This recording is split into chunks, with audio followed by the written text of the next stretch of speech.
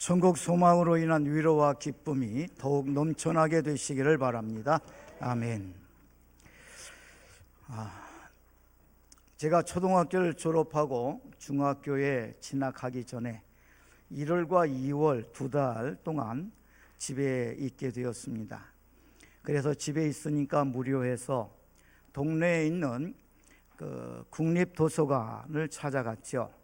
그 국립도서관 경내에 어린이 도서관이 있어서 거기를 매일같이 가다시피 했습니다.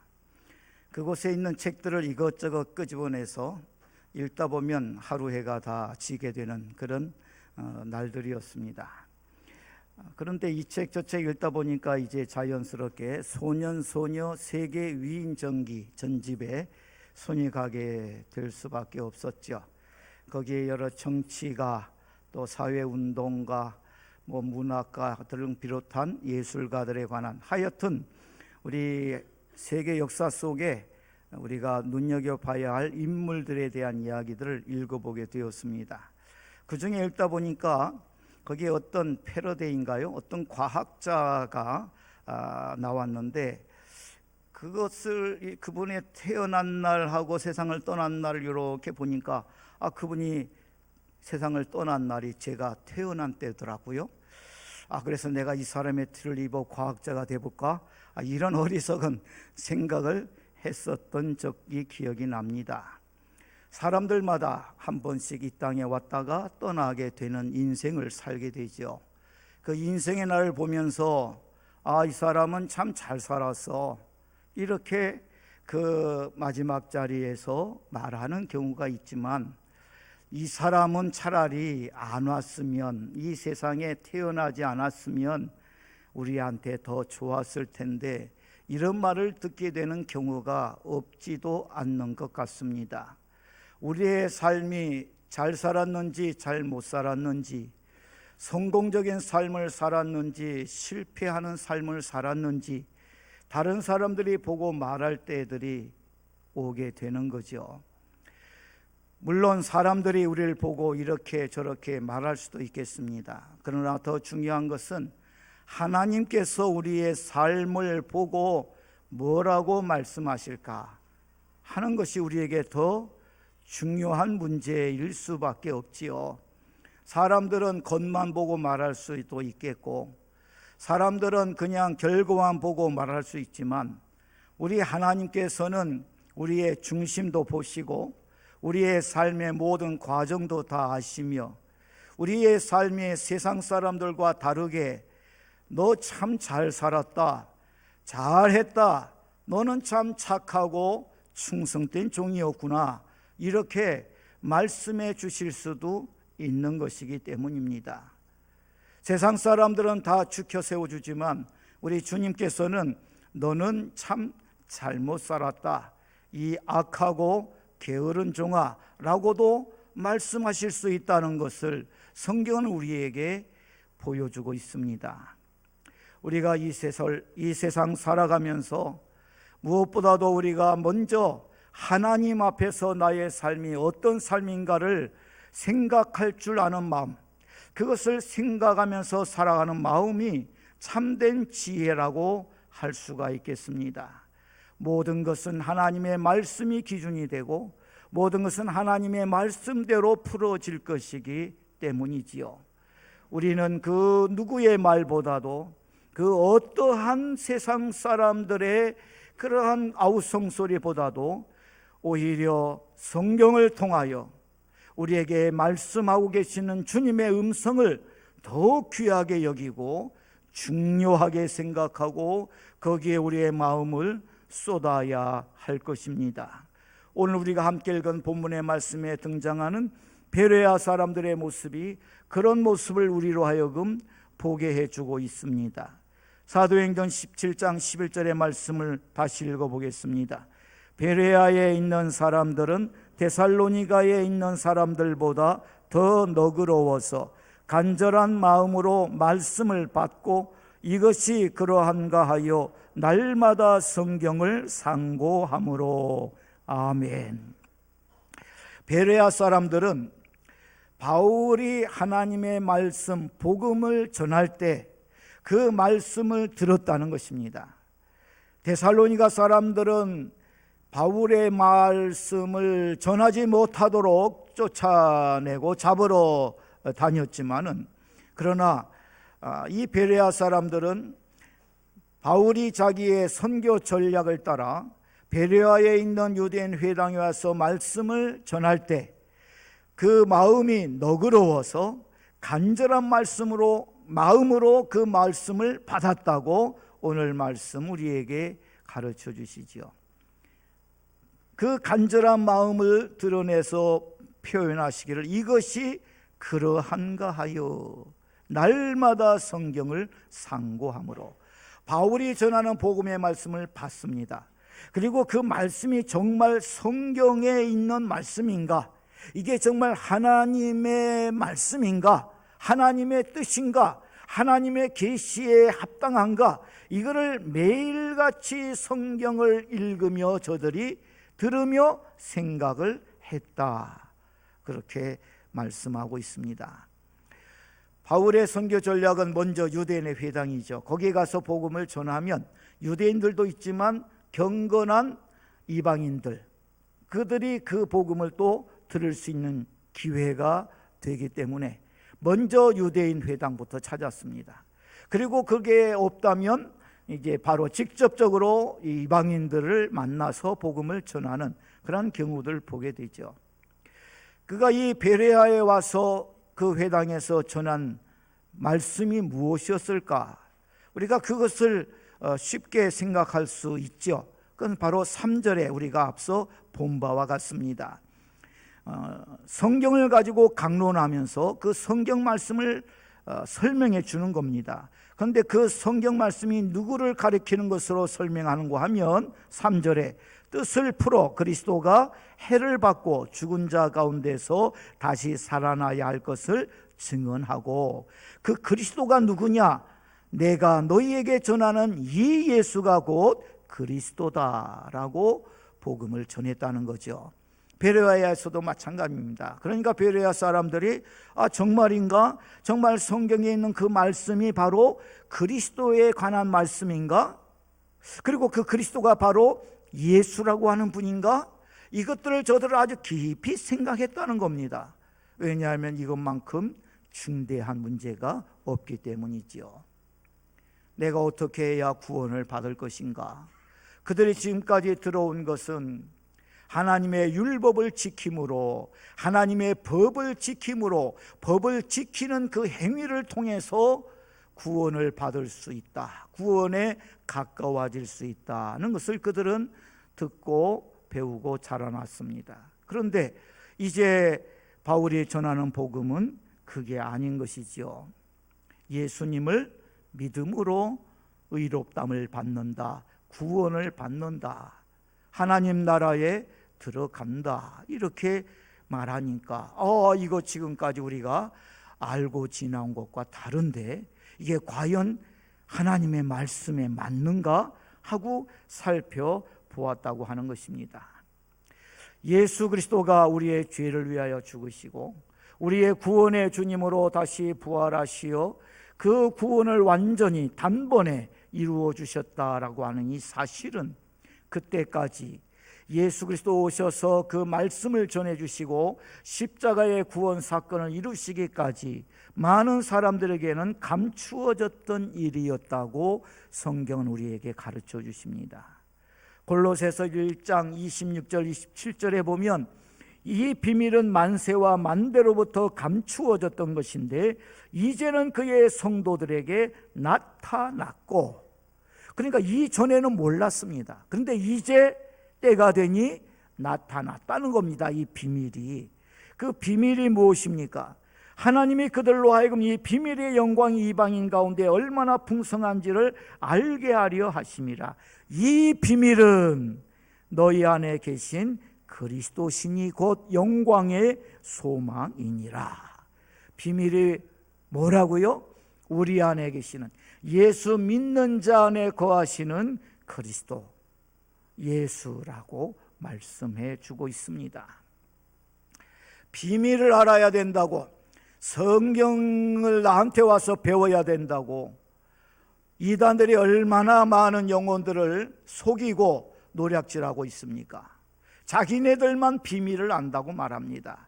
자기네들에게 와야만 구원의 비밀을 알 수 있다고 말하면서 성경을 여기저기서 인용하고 자기들의 논리를 따라 성경을 풀어갑니다. 그런데 그게 다 거짓입니다. 그게 다 사기치는 겁니다. 왜냐하면 성경에서 분명히 우리에게 마지막 때에 드러내 주실 비밀에 대하여 그동안에 사람들이 몰랐지만 때가 되어 여인에게서 나게 하시고 우리의 구원이 되게 하신 비밀이신 예수 그리스도를 성경은 말씀하고 있는데, 그 비밀이신 예수 그리스도를 제쳐놓고 자기가 그 자리에 가서 자기가 마치 구원을 좌우하는 사람인 양, 예수는 구원의 실패자, 예수는 구원의 부족함이 있어 내가 그 자리를 채워줘야 비로소 구원을 받아, 내가 인정해줘야만 구원을 누려. 이게 다 마귀가 하는 소리요, 이게 다 멸망을 초래하는 악한 영들의 술수요 괴사, 거짓이라고 하는 사실입니다. 우리는 결코 속아 넘어가면 안 됩니다. 하나님의 말씀에 관한 많은 지식과 지혜를 뽐내고 자랑하고 우리의 마음이 거기에 쑥 빠지도록 만들어 놔도 정신 차려야 합니다. 우리의 구원을 위하여 주신 비밀은 바로 예수 그리스도이십니다.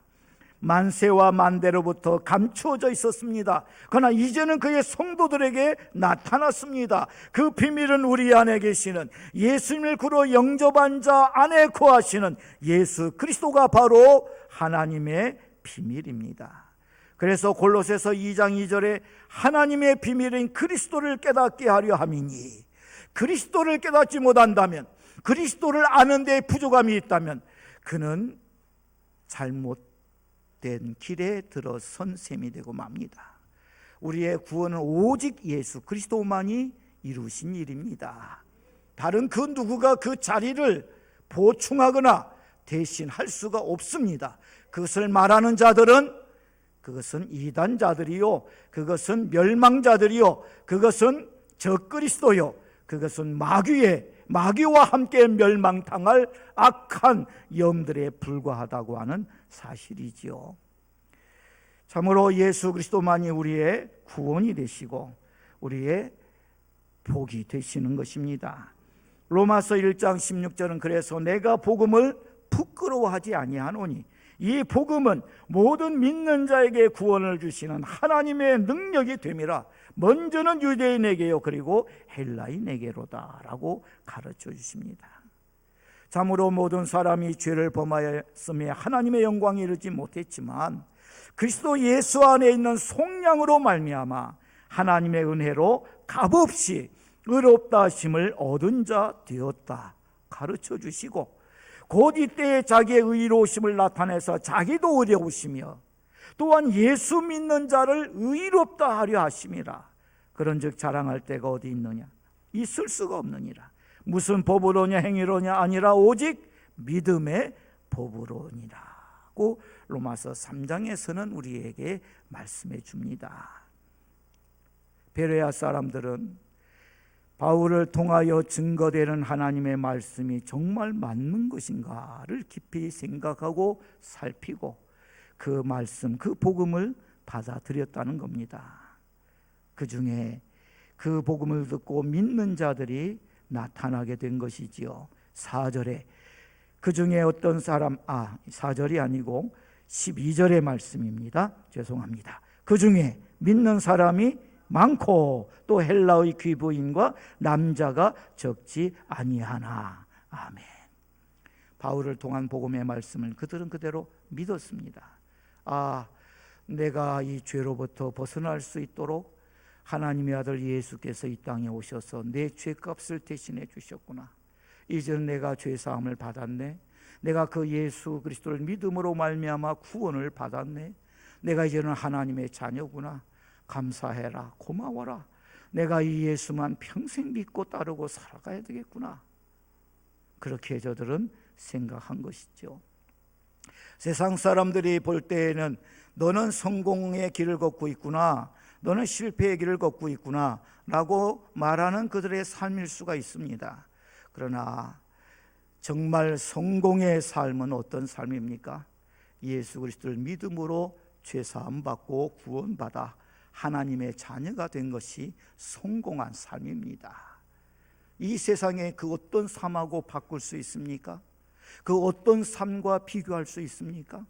하나님의 자녀의 영광으로 우리가 영원을 살게 되는 이 복된 삶하고 무엇을 바꿀 수가 있겠습니까?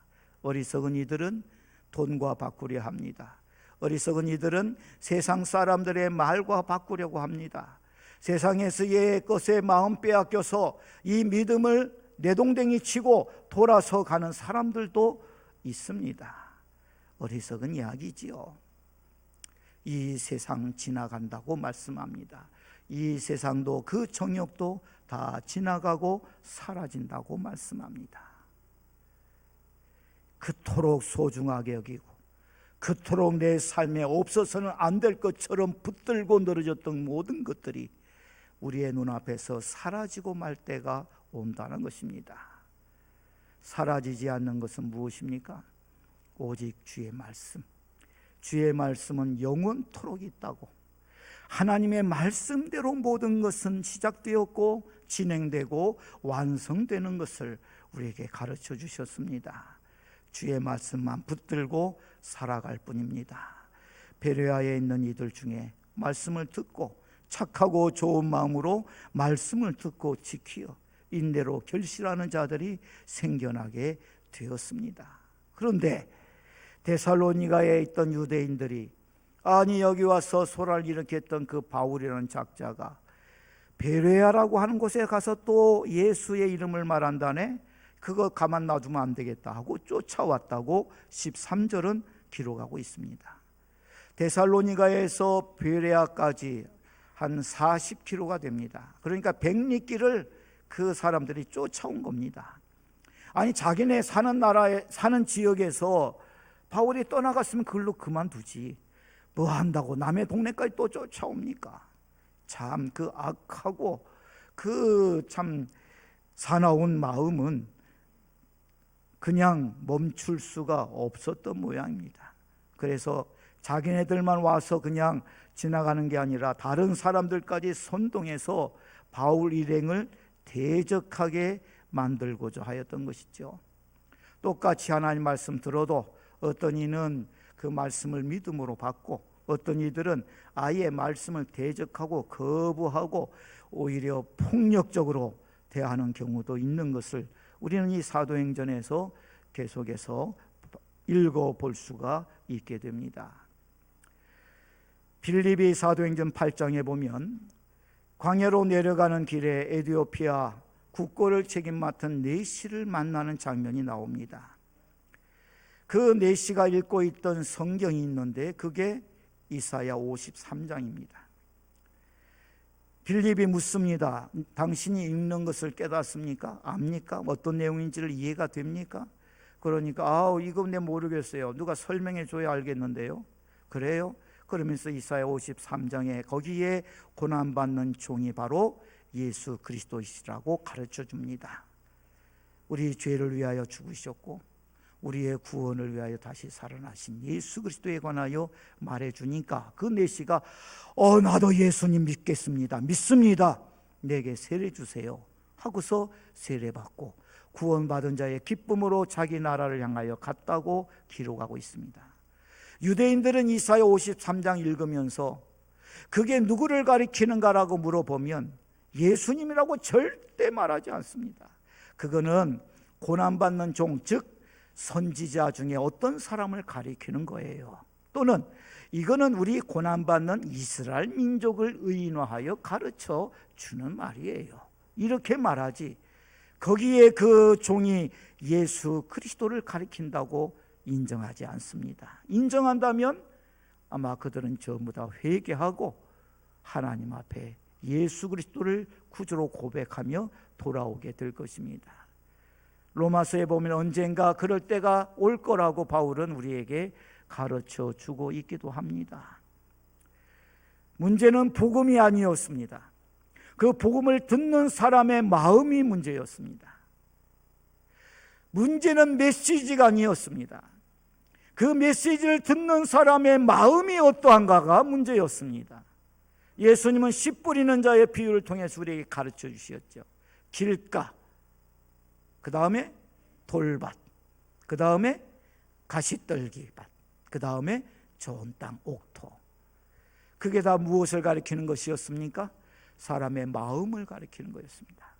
똑같은 씨, 똑같은 말씀이 뿌려졌지만 어떤 사람은 그 말씀을 듣고 믿어 좋은 마음으로 순종하여 결실하는 사람들, 100배의 열매를 거두는 사람이 있는가 하면, 말씀을 들을 때 아예 말씀을 그냥 흘려버리는 사람, 또는 말씀을 듣고 좋은 말씀이다 하지만 일어나면 훌훌 털어버리고 잊어버리고 살아가는 사람, 말씀이 마음속에 있는 것 같은데 살다 보니까 이런 일 저런 일 앞에서 너무 힘들고 어려우니 말씀보다는 일단 내가 살고 봐야지 하고서 세상에 굴복하고 타협하는 사람들, 여러 가지의 경우들을 우리에게 보여주실 때 그것은 바로 말씀을 듣는 내 마음이 어떤 형편에 있는가, 어떤 자리에 있는가를 가르쳐주고자 하시는 말씀이었습니다.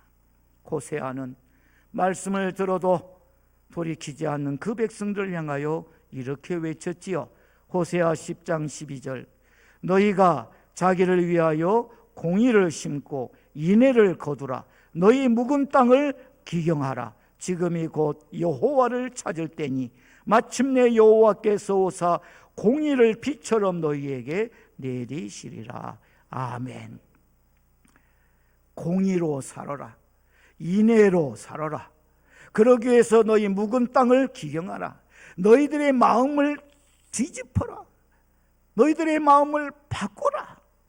하나님께서 비처럼 공의를 내려주실 때 열매 맺는 마음이 될 수 있도록 너희들의 마음을 바꾸어야 된다라고 말씀을 하고 계십니다. 하나님 말씀 들을 때에 딴 생각 들고 세상 여러 가지 말들이 자꾸 우리의 마음을 이렇게 채우고 있다고 하면 내 마음을 엎어야 되겠구나. 이게 좀 굳어져 버렸구나. 내 마음이 굳은 땅, 뭐를 이렇게 뒤엎죠? 쟁기질인가요? 그래서 거기다가 뭘 심든지 해야 되지. 그냥 굳어버린 그 땅에다가 뿌려봤자 제대로 뿌리를 내리지를 못하지 않습니까?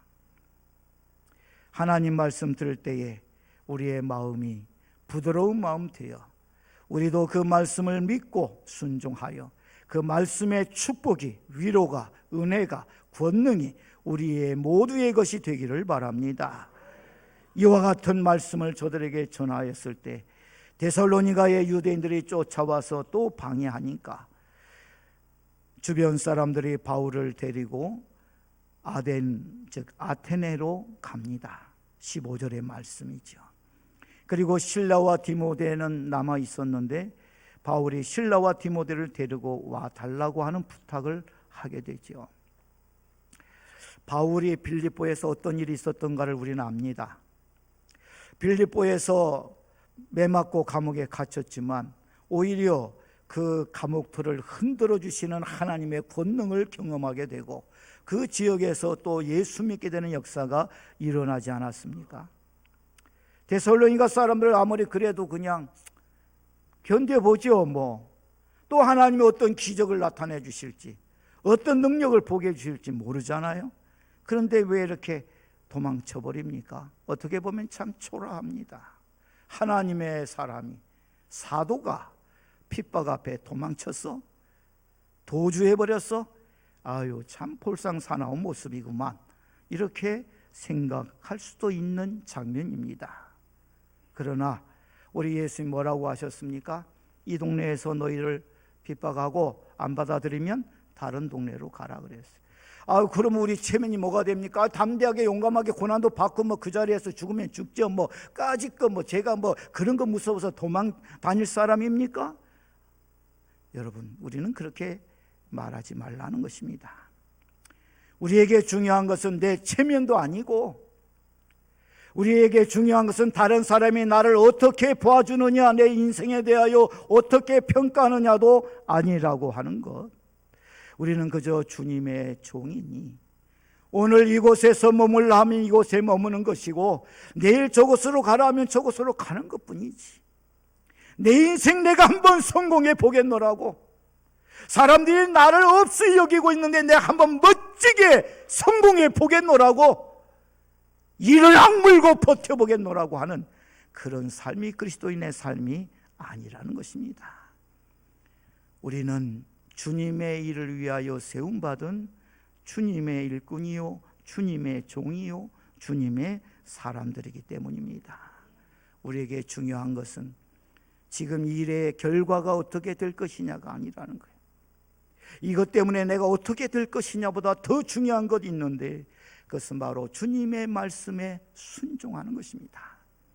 내 인생 주님의 것이니 주님 나 위하여 십자가에 피 흘려 주셔서 나를 주의 피로 값주고 사시어 나를 주의 것 삼으셨사오니 나도 이제 사나 죽으나 주님의 것 오직 주님의 뜻 따라 살렵니다.